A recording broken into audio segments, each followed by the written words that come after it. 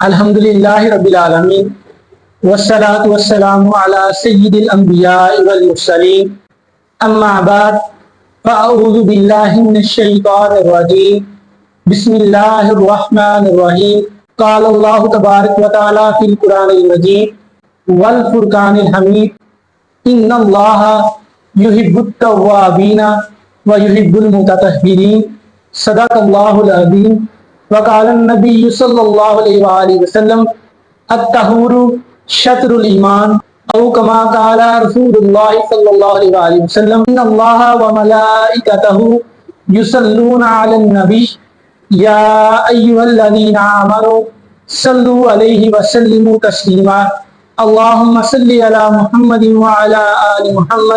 معزز ناظرین اکرام، السلام علیکم ورحمۃ اللہ وبرکاتہ۔ ہم نے اپنی عبادات کو بہتر بنانے کے لیے نبی کریم صلی اللہ علیہ وسلم کی احادیث مبارکہ کی روشنی میں ایک سلسلہ شروع کیا ہے۔ اس سلسلے کے تحت میرا آج کا موضوع ہے طہارت۔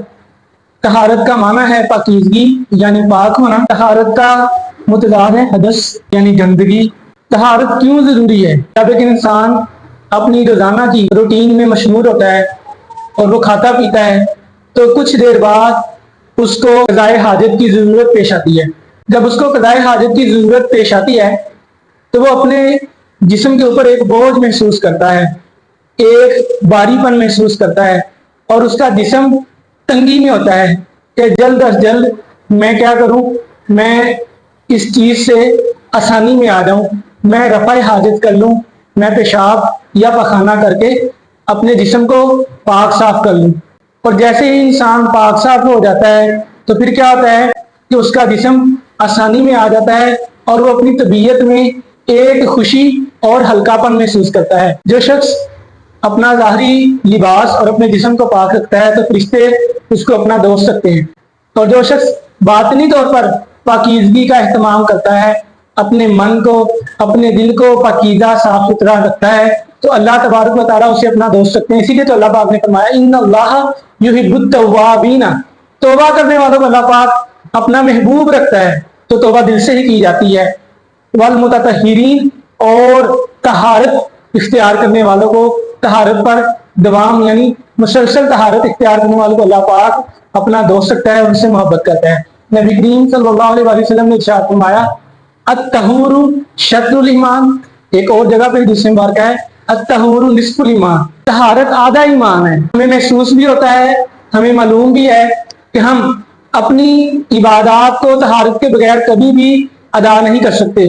جب ایک انسان ناپاک ہوگا، اس کا لباس ناپاک ہو یا اس کا جسم ناپاک ہو، تو وہ کبھی بھی عبادات کو ادا نہیں کر سکتا۔ اسی لیے عبادات کو ادا کرنے کے لیے طہارت یعنی پاکیزگی کا ہونا ضروری ہے۔ جس طرح کہ ایک حدیث مبارکہ ہے، آپ صلی اللہ علیہ وآلہ وسلم نے ارشاد فرمایا نماز جنت کی کنجی ہے۔ جنت میں جانے کے لیے نماز قائم کرنا ضروری ہے۔ اور پھر فرمایا نماز کی کنجی وضو ہے، نماز تبھی ادا ہوگی جبکہ وضو کیا جائے گا، اور وضو کی کنجی طہارت ہے۔ جب طہارت کی جائے گی، جسم کو اپنی حاجت سے اور گندگی سے ناپاکی سے پاک کیا جائے گا تو پھر طہارت ملے گی، اور طہارت ملے گی تو وضو ٹھیک ہوگا، وضو ٹھیک ہوگا تو نماز ٹھیک ہوگی، اور جس کی نماز ٹھیک ہوگی تو اس کی نماز انشاءاللہ اس کو جنت تک لے جائے گی۔ تو طہارت کی 3 قسمیں ہیں۔ نمبر 1 حدث کا معنی ہے ناپاکی، یعنی اس میں وہ طہارت آ جاتی ہے جو فرض ہے، واجب ہے۔ غسل کرنا، یعنی اگر کوئی انسان ناپاک ہو گیا یا اس نے جمع کیا تو اب اس کو غسل کی ضرورت پیش آئے گی، تو یہ غسل واجب ہے، یہ پہلی قسم میں آتا ہے۔ اور اس کے ساتھ نماز کے لیے وضو کرنا۔ دوسری قسم کی طہارت میں لباس کو اور ظاہری طور پر جو گندگی یا پلیدی لگی ہو اس کو صاف کرنا۔ ظاہری طہارت لباس کو پاک کرنا، یہ دوسری قسم کی طہارت ہے، جس میں اگر لباس گندا ہو جائے یا کوئی ظاہری چیز گندی ہو جائے تو اس کو پاک صاف کیا جاتا ہے۔ دوسری قسم کی طہارت میں جگہ کی پاکیزگی بھی آتی ہے، یعنی اگر کوئی جگہ گندی ہو جائے، ناپاک ہو جائے تو اس کو پاک کرنا، جگہ کو پاک کرنا۔ پہلی قسم کی طہارت عبادات کو ادا کرنے کے لیے واجب ہے، عبادات کو ادا کرنے کے لیے اس طہارت کا حاصل کرنا ضروری ہے۔